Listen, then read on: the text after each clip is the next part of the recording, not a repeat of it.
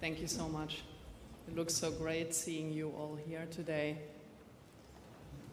Prime Minister Orban, distinguished members of government, esteemed colleagues and friends.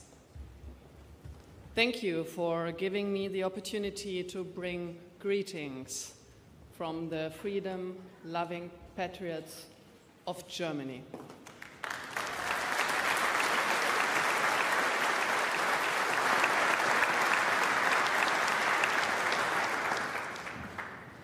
It's my honor to address you as the chair of the Alternative for Germany, the leading patriotic opposition party in Germany, the second strongest political force nationwide, and the next ruling party.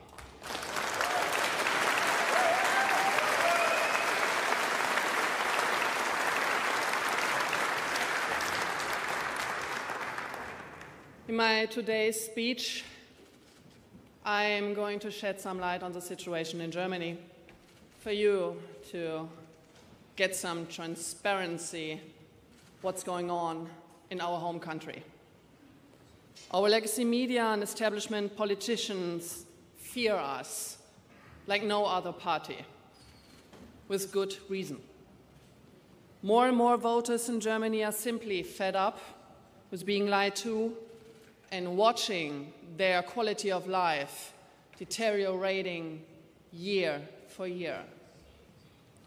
Establishment politics have turned Germany into a danger zone for its citizens. Its people suffer from mass migration, exploding crime rates, high taxes and energy prices, inflation, and the destruction of wealth. That's why they voted out the old left-green government, only to get a government that continues down the same disastrous path.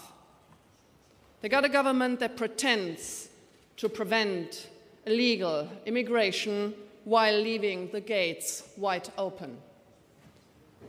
In a futile attempt to evade his domestic problems, our Chancellor travels the world, fomenting conflict and throwing German taxpayers' money out of the window, as we see in the Ukraine. But when it comes to the daily horrors of imported migrant violence and Islamist terror on the streets, our Chancellor remains silent. Mr. Merz won the election with copy and paste promises taken from us, the Alternative for Germany's program. The day after the election, he went back on his word in every regard. He sold his soul to the leftists and kept them in power in exchange for being elected Chancellor himself.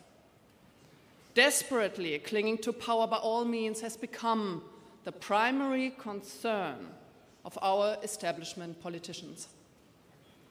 Driven by panic, they bend laws, manipulate the Constitution, and eliminate the fundamental rights of the parliamentary opposition in order to prevent a democratic transfer of power. The current government continues a war on free speech, started by its predecessors. They attempt to silence critical voices by framing them as right-wing and extremist. Under the pretext of fighting hate speech and disinformation, legitimate opinions are being criminalized. And finally, there is our domestic intelligence service, the so-called Office for the Protection of our Constitution. In reality, it is nothing but a service for protecting the establishment's dwindling power. When it comes to regular intelligence work, uncovering terrorists and preventing terrorist attacks, this office is a complete failure. Instead of attending to the proper task, They spy on the opposition with one goal in mind: to denounce the AfD as an enemy of the Constitution and fabricate a pretext for outlawing our party.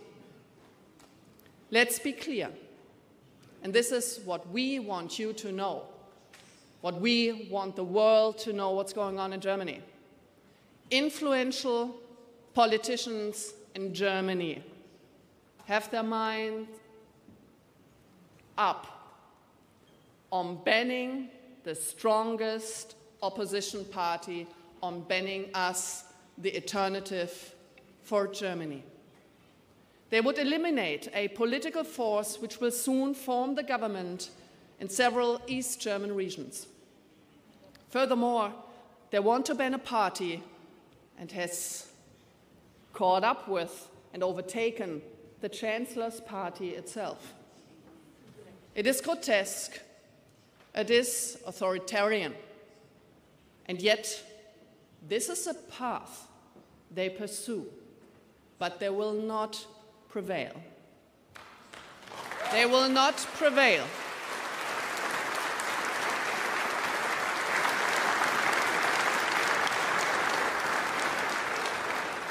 The reason for these absurd schemes is very simple. Only by excluding our party from government can the woke leftist elites cling to power against the will of the majority. They refer to the leftist dogma as a firewall against the right-wing tide. Let's call it what it really is.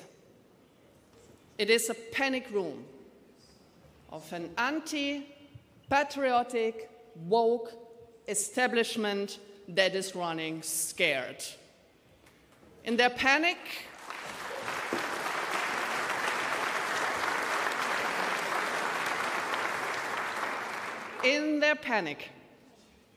they dismantle democracy itself. 1 in 4 German voters have cast their ballots for us, the alternative for Germany. They want us to take responsibility for our country's future, to exclude more than 10 million voters from proper representation, destroys the very foundations of democratic rule. As J.D. Vance put it, democracy rests on the sacred principle that the voice of the people matters. There is no room for firewalls.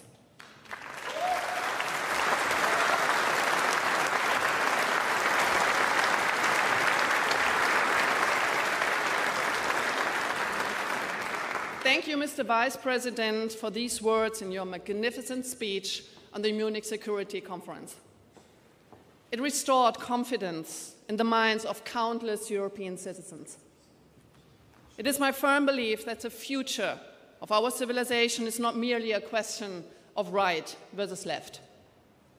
Today, the true front line runs between authoritarian centralism and bureaucratic paternalism on the one side, and those who believe in and defend civil, economic, and intellectual freedom in our countries on the other.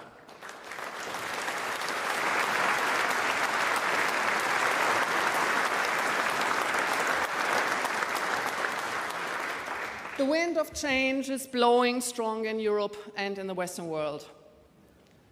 The future belongs to free, patriotic citizens and sovereign nations. This conference gives testimony to that fact. Prime Minister Viktor Orban, thank you and your country for hosting us. You are truly a beacon of freedom. Thank you.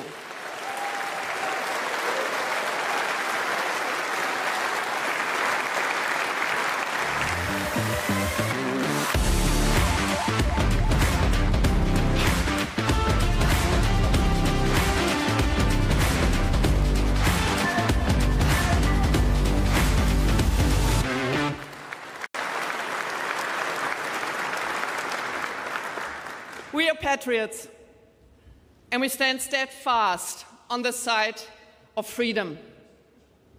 We fight for free speech, the cornerstone of all freedom. We fight for secure borders and law and order. We fight for the safety for our kids and next generations. We fight for sovereign nations and the next generation. We fight for the right to be free citizens and free nations. And last but not least, we fight for peace. In the Ukraine, with Russia,